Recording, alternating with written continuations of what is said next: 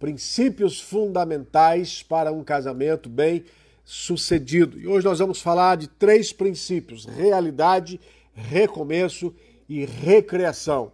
Realidade, recomeço e recriação. Realidade está lá em 1 Samuel 17:39. Diz assim, 1 Samuel 17:39.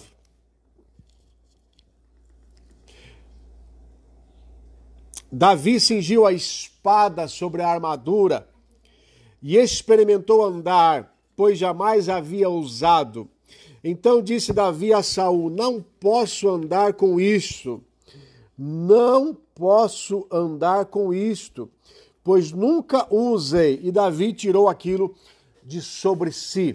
Só para você entender o contexto, quando Davi chega-se até o rei Saul e manifesta o seu desejo de lutar contra Golias, Saul inicialmente resiste, depois concorda e dá a Davi a sua armadura de guerra, de guerreiro. Davi até veste a armadura de Saul, mas à medida que ele tenta se mobilizar, ele não consegue, porque aquela armadura não era para ele, não tinha o seu molde, não tinha o seu formato, aquela armadura era para Saul. Ele então diz ao rei: não posso andar com isso, pois nunca usei. E Davi tirou aquilo de sobre si. E ele então vai lutar contra o gigante Golias, usando as suas próprias vestes. É desta forma que Deus lhe deu a vitória. Primeiro princípio de hoje: realidade. O que isso significa, Pastor Sal? Casal tem de viver a sua realidade e não a realidade de outros casais. Casal tem de viver a sua realidade e não a realidade de outros casais. O que isso significa? Significa que você deve, como casal, viver a sua realidade financeira, a sua realidade social, a sua realidade intelectual, a sua realidade espiritual. Você pode almejar e deve, obviamente, almejar, melhorar e crescer em tudo na sua vida, né? Mas uma coisa é você desejar crescer na sua vida, outra coisa é você viver uma realidade que não é sua ou ainda não é sua. Por exemplo, imagina que você tem um padrão de vida normal, né? Classe média, normal, recebe lá o seu salário mês a mês, você, sua esposa, paga suas contas e não sobra muita coisa, né? Além do dia a dia, dos gastos diários de uma família normal, tá? Mas imagine que você tem um casal de amigos milionário, muito rico, milionário, que final de semana vai lá andar de lancha, né? Final de semana vai lá, sempre está viajando fora, gasta aí 500, 600 reais numa sentada num restaurante, e essa não é a sua realidade, tá? Isso não impede você de sair com esse amigo seu, com esses amigos, com esse casal, mas isso faz com que você tome um cuidado de não, de repente, em função dos compromissos, né, das vezes que vocês queiram sair juntos, em viver uma realidade financeira que não é de vocês. Talvez para esse casal, talvez não, se é um casal milionário ou muito bem de vida, né, um jantar que custa aí 500 reais numa sentada, para eles não vai fazer diferença nenhuma, mas talvez para você 500 reais pode sim fazer muita diferença, vai faltar no seu orçamento. E aí você vai naquele jantar, tem uma noite agradável, cada um paga a sua conta, aquele casal amigo de vocês voltou feliz para a casa deles, porque teve um tempo de descontração, e vocês voltaram abatidos, entristecidos, porque vocês sabem que aqueles 500 reais que vocês pagaram aquele jantar naquela noite vão fazer muita falta no final do mês. Tá? Então não impede da gente ter comunhão com pessoas de outras classes sociais, de outro padrão de vida. O que você tem que deixar claro para essas pessoas e para você mesmo é que tem compromissos que vocês não podem fazer juntos, porque você não tem condição para acompanhar o padrão daquela família, daquele casal. tá?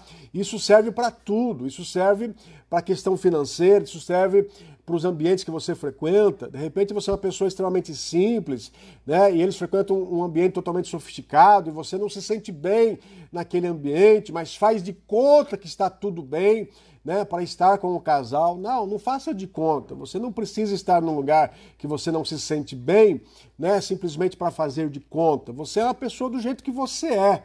Então é muito importante a gente viver a nossa realidade, né? Quantas pessoas hoje estão vivendo de aparência? Quantas pessoas hoje estão vivendo a vida dos outros para conquistar os outros, para impactar os outros e, na verdade, estão saindo da sua própria realidade, estão fugindo de uma realidade que não é delas. Isso não faz bem para a gente. Você pode frequentar o ambiente que você quiser, ter relação com as pessoas que você quiser, mas desde que você deixe claro que você tem a sua realidade e você não precisa abrir mão da sua realidade em função dos outros, né? A partir do momento que você se dispõe a sair com um casal que vive uma outra realidade de vida, economicamente falando, quaisquer outras áreas da sua vida, e você deixa de ser você, ou você paga um preço alto para que isso aconteça, alguma coisa está errada, né? Alguma coisa está errada. É muito mais fácil quem tem mais se sujeitar àquele que tem menos e assim preservar um relacionamento saudável, do que quem tem menos tentar alcançar a pessoa que tem mais, né? É muito mais fácil.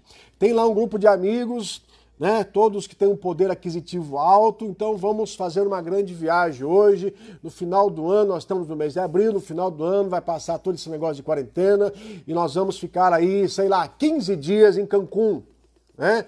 Então lá os casais se falam, que legal, vamos sim, vamos nos programar, vamos comprar 15 dias em Cancún, vamos escolher o melhor resort em Cancún e vamos compensar esse estresse nosso aqui da quarentena. Que bênção, que privilégio se todos nós pudéssemos ter essa realidade. Mas de repente você não tem essa realidade. Mas para você não fazer feio, para você não ficar longe de tudo isso, você fala assim, eu também vou nesse negócio, né? Só que o que você vai gastar lá nos seus 15 dias em Cancún talvez fosse o que você ia receber o ano inteiro de salário na sua vida, né? E isso vai comprometer completamente o seu orçamento e coisas necessárias que você tem no seu dia a dia. Então, nós precisamos aprender a viver a nossa realidade. Quando Davi chegou diante de Saul e disse que queria lutar contra Golias, e Saul então coloca sobre ele a sua armadura, ele vê, olha, Saul, desculpa, mas não vai dar certo, essa armadura não serve para mim. Eu vou lutar com as minhas próprias vestes de pastor de ovelhas. E foi assim que ele venceu. Então, seja você, né? Volto a dizer, você pode se relacionar com quem você quiser. Eu, como pastor, tenho ovelhas da igreja, amigos, pessoas próximas que têm um poder aquisitivo muito maior do que o meu. E nem por isso me impede de me relacionar com eles. Mas há situações nas nossas vidas que eu preciso ter a consciência que eu não posso acompanhá-los, porque eles têm um padrão de vida, e glória a Deus por isso, que não é o meu padrão de vida. Então, se para eles investir naquilo não vai fazer falta, para mim, com certeza, vai fazer muita falta, né? Dependendo do evento, do compromisso. Então, pensa nisso. Nós vamos falar logo depois aí sobre a questão da humildade. A humildade nessa hora é muito importante. Não queira ser quem você não é. Não queira aparentar uma realidade de vida que você não tem. Isso não é vergonhoso. Cada um tem a sua realidade de vida. Com certeza tem pessoas que têm muito menos do que você tem. Muito menos. Se existem pessoas que têm muito mais do que você, tem pessoas que têm muito menos do que você. Eu tive o privilégio e ao mesmo tempo a tristeza de conhecer em uma viagem que fiz para a Índia, alguns anos atrás, um povo chamado Dalit. São mais de 300 milhões de Dalits na Índia. A Índia tem mais de 1 bilhão e 200 milhões de habitantes e os Dalits compreendem 300 milhões. É mais ou menos o tamanho do povo norte-americano.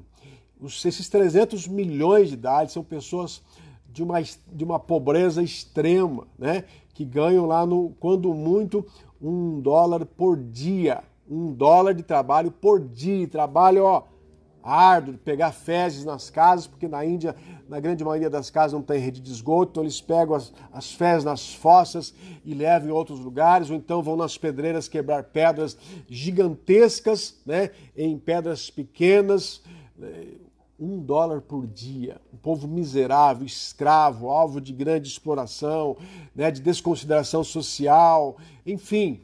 Então tem muita gente que vive uma situação muito pior que a sua, né? E tem muita gente que vive uma situação muito melhor que a nossa. E glória a Deus por essas pessoas terem esse privilégio. Então, cuidado por não viver uma realidade na sua vida que não é sua, viu? Não se permita se vender a esse tipo de situação só para fazer bonito para as pessoas. Fazer bonito é você ser quem você é. Fazer bonito é as pessoas te amarem pelo que você tem, pelo que você tem em termos de realidade, pelo que você é na sua realidade, não por aquilo que você aparenta ter, tá? É muito importante a gente ser aquilo que a gente é, em meio aos mais simples, em meio aos mais poderosos, em meio aos mais abastados. Isso não pode influenciar a sua cabeça, tá bom? Isso é muito importante, tá? Então, viva a sua realidade dentro de um relacionamento conjugal. Ah, mas a minha amiga ganhou do marido dela um carro zero de Natal. Que bênção, que legal, que bom para sua amiga, mas você, infelizmente, eu não tenho condições de te dar um carro zero. O que eu posso fazer é te dar o meu melhor para você, talvez comprar um presente, né? Um ramalhete de flores, uma roupa nova, mas eu não tenho condições de te dar um carro zero. E nem por isso você vai estar deixando de amar a sua esposa e nem por isso ela vai deixar de ser feliz com você. Tá? Então, viva a sua realidade. Segundo princípio importante nesta tarde de sexta-feira é o recomeço, e é o que eu disse para você, e aqui eu quero usar o texto de Lucas capítulo 15, que nós também já ministramos aqui nas nossas lives, né, que fala acerca da passagem do filho pródigo, aquele que largou tudo, largou o pai, quis pegar a herança do pai, viveu uma vida dissoluta, uma vida desregrada, perdeu tudo que tinha, e aí ele se arrepende. E olha o que diz o capítulo 15, versículo 17. Caindo em si, então, disse, quantos trabalhadores de meu pai têm pão com fartura e eu aqui morro de fome? Ele começa a pensar, ele começa a reavaliar que não vale a pena e não valeu a pena viver a vida que ele viveu, esbanjando coisas, né, e perdendo tudo. E aí ele começa a se lembrar da casa do seu pai, do quanto ele lá tinha, e até os funcionários do pai dele viviam uma vida melhor do que ele estava vivendo naquele momento, né? Versículo 21, e o filho disse então ao pai, depois que o pai que chegou até o pai, pai, pequei contra o céu e diante de ti, já não sou digno de ser chamado teu filho. Ele se arrepende, ele pede perdão para o pai pela atitude que ele fez, de ter pedido a herança, de ter abandonado o pai, de ter valorizado mais o dinheiro do que o relacionamento, a família. Ele pede perdão para o pai, ele se arrepende dos seus pecados. E olha o que diz o versículo 22. O pai, porém, disse aos seus servos, trazei depressa a melhor roupa, vestiu, ponde um anel no dedo e sandálias nos pés. O pai, então, em consequência do arrependimento do filho, da humildade dele reconhecer que errou, o pai, então, dá a ele a melhor roupa, devolve, dá a ele vestes novas, né? Vestes novas, honra ao filho, dá a ele anel no dedo, que é a autoridade da família, né? A família muitas vezes usava um anel no dedo que tinha lá um brasão da família, né? Para carimbar documentos, enfim, né? Devolvendo a ele a autoridade que ele havia perdido quando ele se distanciou do pai. E também diz sandálias nos pés, né? Quem não usava sandálias naqueles dias eram os escravos. Agora o pai, quando diz, coloca sandálias, providencie sandálias para ele, para pôr nos pés, o pai está dizendo para ele, você não é escravo, você é meu filho. A partir de agora você volta a ser o meu filho e vai usufruir de tudo aquilo que o meu filho pode usufruir. Então, o que significa a humildade nessa história? Significa o recomeço, né? O pai deu ao filho, através do seu arrependimento, da manifestação da sua humildade de reconhecer que errou, o pai deu a ele a possibilidade de um recomeço. Quando a Bíblia diz que Deus renova as suas misericórdias todas as manhãs, o que a Bíblia está dizendo? Dentre tantas verdades que estão embutidas aí nesse texto, que todas as manhãs Deus nos permite recomeçarmos a nossa vida, aquilo que porventura nós erramos. né? Se trilhamos por caminhos errados, vamos recomeçar num novo caminho. Se trilhamos por ações erradas, vamos recomeçar em novas ações. Se trilhamos por objetivos e sonhos errados, vamos recomeçar em novos objetivos, em novos sonhos. Casamento precisa de recomeço o tempo todo. O tempo todo a gente corre o risco de falhar, o tempo todo a gente corre o risco de errar, de pecar, de desapontar, de não estar bem com a gente mesmo e não corresponder à necessidade do outro. Mas a humildade, ela é um instrumento importantíssimo para que a gente possa recomeçar o nosso dia, o nosso final de semana, a nossa relação, os nossos sonhos, o nosso futuro. Então, seja humilde na relação conjugal, a ponto de reconhecer as suas faltas, os seus erros, a ponto de reconhecer as suas imperfeições, a ponto de reconhecer as suas deficiências. Seja humilde a ponto de reconhecer o valor do outro, a qualidade do outro, a virtude do outro. Isso é muito importante. Seja humilde, porque a humildade nos permite recomeçar. Quantos casos de casamentos eu pude ser testemunha de relacionamentos que recomeçaram aqui no meu gabinete, diante dos meus olhos, mediante uma palavra de conserto, uma palavra de quebrantamento, de arrependimento, né? Quando as pessoas caem em si e começam a enxergar, entender que realmente estão erradas. Quantas vezes eu pude me deparar com essa realidade de recomeços, mas através do quê? Através da humildade, do quebrantamento de coração, da confissão de pecados, do pedir perdão, do perdoar o seu cônjuge, recomeço. Casamento precisa de recomeço quase que todos os dias, porque quase que todos os dias a gente falha de alguma forma. Se não for pelas nossas ações, pode ser pelas nossas omissões. Se não for pelas palavras erradas, pode ser pelos pensamentos errados, pelas atitudes erradas, enfim.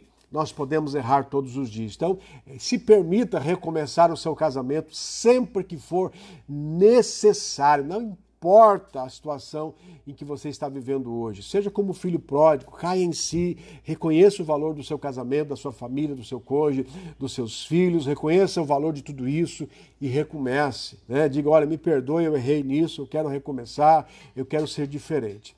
A Bíblia diz que nós devemos perdoar 70 vezes 7. 70 vezes 7 no dia, ou seja, 490 vezes. Isso é uma linguagem de exagero. O texto está dizendo o quê? Perdoe toda hora, perdoe sempre que necessário, né? Perdoe para que haja essa reconciliação e, portanto, para que haja o recomeço no seu casamento. Casamento que não tem perdão, casamento que não tem humildade do coração, é um casamento fadado a não dar certo, tá? Mesmo porque a Bíblia diz o quê?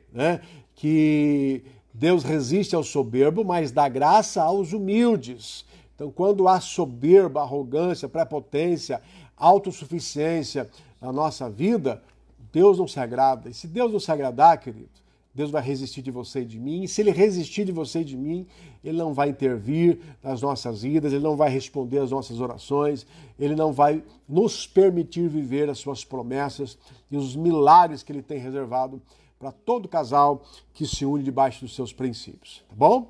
E por terceira ponderação aqui, que eu gostaria de comentar com você, é a recriação, né? Então hoje, realidade, viva a sua realidade, não viva a realidade de outros casais. Lembre-se de Davi, que não usou da armadura que não era sua. Recomeço, lembre-se de recomeçar sempre que for necessário, pedindo perdão, sendo humilde de coração. Isso é muito importante. Lembre-se da história do filho pródigo, mesmo fazendo tudo que ele fez errado, ele teve a chance de recomeçar na sua vida. E recreação. O que é a recreação? É a necessidade que temos de vivermos tempos de lazer, tempos de descanso, tempo de não fazer nada, ou tempo de fazer tudo menos aquilo que você está acostumado a fazer, né? Trabalho, rotina diária, de casa, enfim, se dê o direito de viver recreação na sua vida. Isso é muito importante. Por que a recreação é muito importante? Por vários fatores. Primeiro, pela questão física. Não é à toa que, por lei, no Brasil, todos somos obrigados a tirarmos pelo menos 10 dias de férias. Por lei, você não pode tirar menos que 10 dias de férias. O ideal que a lei nos dá como direito são 30 dias de férias, né? Mas por lei, pelo menos 10. 20 você pode até negociar, mas 10 não, tá? Por quê? Porque o nosso corpo precisa desse refrigério, dessa recomposição, desse descanso. Só os finais de semana não são tão produtivos como você tirar dias aí acumulados, né? Para que você desligue o botãozinho aí do trabalho, da casa e viva aí outros horizontes, outras expectativas, outras emoções na sua vida, o seu corpo descanse. Um segundo motivo da importância da recreação é realmente o descanso emocional, psicológico. Nós precisamos, a gente é um grande computador, né? De vez em quando a gente tem que refrescar aí as nossas engrenagens, todo o nosso mecanismo, e a recreação é importante para isso, né? A recreação é muito importante, é um tempo que você tem de refrigério, de esquecer um pouquinho os desafios, os compromissos, as responsabilidades, os problemas e se refrescar. Então, recreação das mais diversas, tomar um sorvete, assistir um filme, né, não fazer nada, olhar para a lua, sentar na rede da sua casa, brincar com seus filhos, passear com a sua esposa, com o seu marido, em um final de semana pegar uma estrada até uma cidade vizinha, né, se tiver condições, fazer um final de semana aí prolongado para um lugar mais longe. Mas recreação é muito importante, né? Você viver momentos completamente diferentes do seu dia a dia, que lhe tragam talvez a prática desportiva, que lhe tragam o respirar de um novo ar, que lhe tragam o conhecer novas pessoas, que lhe permitam poder dar risada, brincar, jogar a conversa fora. Isso é muito importante, tá? Uma outra coisa importante da recreação é o fato de você sair da rotina. Nós somos criados por um Deus criativo. Deus, ele é extremamente criativo. Deus é o criador de tudo, né? De toda a natureza. Ele é o criador e ele é o motivo de muitas outras criações, né? Então, por exemplo, não foi Deus quem criou o micro-ondas, mas foi Deus que criou o homem com a capacidade, com a inteligência, com a habilidade de desenvolver-se intelectualmente e aprender a construir um micro-ondas. Então, todo tipo de criação, se não foi feita por Deus, tem um pouquinho ou muito de Deus nessa história, né? E, naturalmente, por sermos criaturas de Deus, alvo da criação de Deus, nós trazemos em nós essa característica da criação. Afinal, somos a imagem e semelhança de Deus. Então, a pessoa que vive a rotina, por um lado a rotina é boa, porque ela nos traz certa segurança naquilo que a gente faz, né? Mas, por outro lado, a rotina é ruim, porque ela nos impede de viver coisas novas.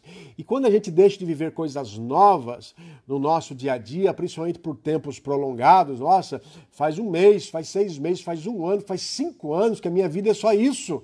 Eu só faço isso, eu não mudo mais disso. Eu vou para o trabalho, vou para casa, de vez em quando eu vou para a igreja, volto, vou para o trabalho, vou para casa, minha vida não tem nada de diferente. Isso não é bom para você, isso vai fazer falta no seu dia a dia. Então, a recreação, ela também é uma ferramenta para nos trazer saúde espiritual, saúde intelectual, saúde nas emoções e fazermos-nos vencer esta questão da rotina que, até certo ponto, não é bom para as nossas vidas, tá? Então, viva a recreação. Mesmo em quarentena, você pode fazer tantas coisas novas, né, no seu dia a dia. Você pode assistir um filme, você pode tomar um sorvete, né, e voltar para casa, você pode fazer um passeio num lugar onde tenha muita gente, você pode se deparar com uma coisa da natureza, você pode brincar com o seu cachorro, você pode jogar com os seus filhos, você pode fazer o que você quiser, né, que esteja aí ao alcance de você, que não venha comprometer a sua quarentena, não venha comprometer o seu isolamento, mas você pode, tá? Você pode usar a tecnologia, a internet, para falar com pessoas de outro lugar deste mundo, amigos, telefone, enfim, há muitas maneiras de você vencer a sua rotina, você vivendo o princípio da recreação e trazendo sobre a sua vida um bem-estar. Tá? Então, são esses 3 princípios que eu gostaria de deixar para você hoje, muito importantes. Não viva uma realidade que não é sua, recomece sempre que necessário, seja humilde e procure viver a recreação na sua vida, né? A recreação, ela também faz parte de um outro princípio chamado de economia doméstica. Por quê? Porque geralmente, ou muitas vezes, nós não conseguimos viver algum tipo intenso, né? O grande qualificação é de recreação se a gente não tiver um pouco de recurso. Então, dentro das nossas economias, separa um pouquinho de dinheiro para que você possa eventualmente tomar um sorvete, sair com a sua família quando possível, né? Depois que a quarentena acabar, mas sair com a sua família, fazer um passeio com os amigos, fazer uma viagem de férias. Tudo isso é importante, não é um dinheiro jogado fora. Não é um dinheiro jogado fora. Você cuidar da sua saúde emocional, intelectual, familiar, traz sobre vocês uma força maior de unidade, traz sobre vocês uma conciliação maior, né? Uma comunhão, uma harmonia maior entre a família, e isso com certeza vai lhes trazer força para vencer os desafios do dia a dia. Como família, como casal, né? Às vezes eu falo família, mas é casal muitas vezes, porque eu não sei se você sabe, mas a psicologia, terapia terapêutica familiar, ela nos ensina que família é quando há a figura do pai, da mãe e do filho, né? Quando é apenas o marido e a mulher, ainda ele não constitui uma família, ele constitui um casal que vive num lar, tá? Mas ainda o homem é marido, mas não é pai, a mulher é mulher, mas não é esposa. Então, à luz da psicologia terapêutica familiar, família é quando esse casal gerou pelo menos um filho, por isso o primogênito ele é muito importante, porque ele inaugura a família naquele casal, né? É o primogênito que vai fazer daquele homem que era marido, agora pai. É o primogênito que vai fazer daquela mulher que era esposa, agora mãe, tá? Então, o primogênito ele tem uma importância espiritual muito grande na família, né? Então, às vezes eu falo família, casal aqui, mas deixar claro que família é quando você tem pelo menos um filho. Caso contrário, você ainda é um casal que está formando um lar e está se preparando, quem sabe, né, se for o seu querer, para constituir uma família.